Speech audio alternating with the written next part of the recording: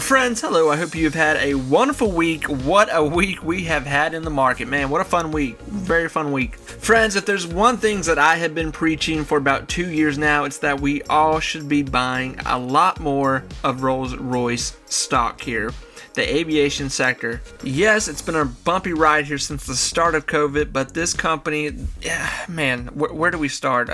I've made videos upon videos about this. This company has got so many things in the oven right now cooking, and when everything is ready to come out here, we could see double digits with this stock easily here in the future. Now, I'm going to cover a few things here, and I talked about Rolls-Royce about 2 weeks ago on my other channel, Dillon with Money, channel 2. If you don't subscribe to that channel, please go ahead and subscribe to keep up with other stocks I'm talking about. But to kind of wrap up what the last video was that I talked about with Rolls-Royce, and I kind of took some flack from this, and then there was other people that agreed with me.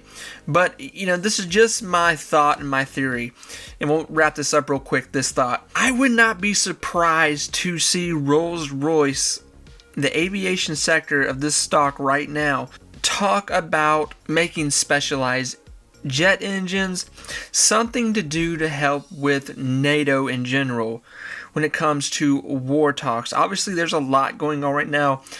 All this stuff keeps progressing each day, and I would not be surprised to see different countries try to start buying more planes, engines, whatever it be, from Rolls-Royce, whether it's planes just for transferring, new jet engines, whatever it be. You're going to be seeing a lot of NATO in general start to buy a lot of military pieces here, and Rolls-Royce, I'm expecting something to come out about this any month, any week at this point.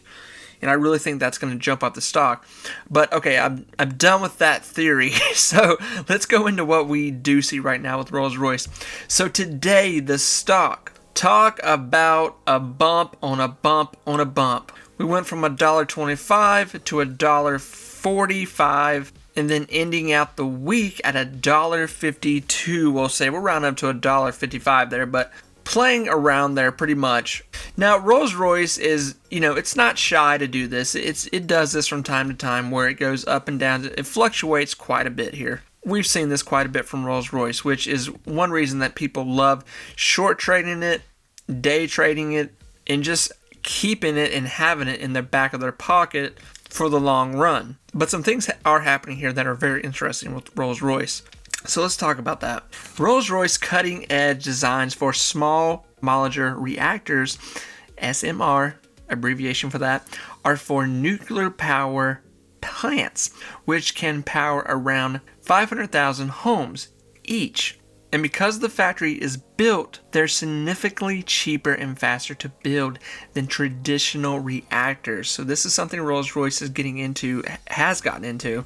And this is bringing in a lot more bread and butter for the company. Now, with the situation that we're seeing right now with these reactors that Rolls-Royce is having here, selling, making, and obviously bringing in revenue, they are taking this a lot farther. They're taking this, honestly, incredibly farther. Boris Johnson met with the nuclear giants this week to discuss accelerating UK energy security as the UK cuts off Russia imports at the end of this year. So right there's a little bit of warfare situation that we're seeing right now. And this is kind of what I've been talking about. This is what we're seeing. SMR CEO Tom Sampson said he was delighted to speak with the Prime Minister about the potential for Rolls-Royce SMR Ltd, the UK's domestic nuclear technology champion. And then on top of that, Rolls-Royce has had their electric plane for some time now, which they keep building on. It keeps getting better, more expensive. Those are two big things, and we do know that Rolls-Royce has something down the pipeline that honestly keeps getting pushed back, but they're making a supersonic jet that can go into the atmosphere that they're not releasing a lot of detail on, but we do know that they are making it. So that's something big right there too. So friends, look at this right here. Just when's the last time you saw something like this?